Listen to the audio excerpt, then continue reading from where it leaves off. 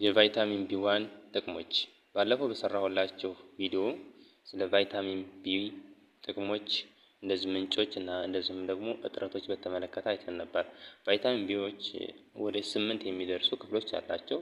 ቫይታሚን ቢ1፣ ቢ2፣ ቢ3 እያለ እስከ ቢ12 ድረስ የሚደርሱ አይነቶች አላቸው። የዛሬው ፕሮግራማችን የሚሆነው ወይም ዛሬ የማዘጋጅላችሁ ቪዲዮ ስለ ቫይታሚን ቢ1 ብቻ በተመለከተ ይሆናል። ቫይታሚን ቢ1 ከሚሰጣቸው ጥቅሞች መካከል በሰውነታችን ውስጥ የሚገኙ ካርቦሃይድሬትን ወደ ኃይል እንዲቀየሩ ያደርጋል። ለልብ፣ ለጡንቻዎች እና ለዚሁም ደግሞ የነርቭ ስርዓቶች በትክክል እንዲሰሩ ያደርጋል። የአእምሮ ስርዓትን ክንውን መሰረታዊ ሚና አለው። የአእምሮ ንቃትን ያሻሽላል። ጥንካሬን ይጨምራል። ድካም ይቀንሳል። ከእርጅና የሚመጡ የተለያዩ ለውጦችን ይቀንሳል። ስብን ወደ ተለያዩ የካርቦሃይድሬት እና እንደዚሁም ወደ ፕሮቲን እንዲቀየሩ ያደርጋል። የሆድ ድርቀትን ይከላከላል። መደበኛ የደም ዝውውር እንዲኖረን ይረዳል።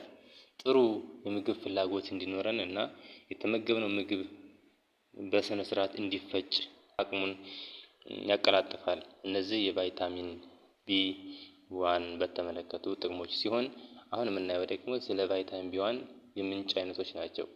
ቫይታሚን ቢ1 ከምን አይነት የምግብ ምንጮች ይገኛሉ የሚለውን እናያለን። ሙሉ የጥራጥሬ ዘር የስንዴ ምርቶችና ሌሎችም የጥራጥሬ አይነቶች ባቄላ፣ አተርን የመሳሰሉ ከነዛ ቫይታሚን ቢ1 ይገኛል። ከቅባት እህሎች ለምሳሌ ተልባ፣ ኑግ እና ከመሳሰሉት ይገኛል።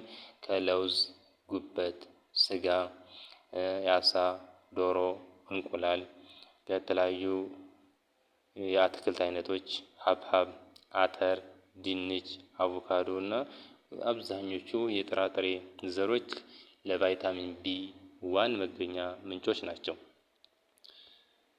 ቫይታሚን ቢ እጥረት የሚመጡ ተጽዕኖዎችን ደግሞ እናያለን።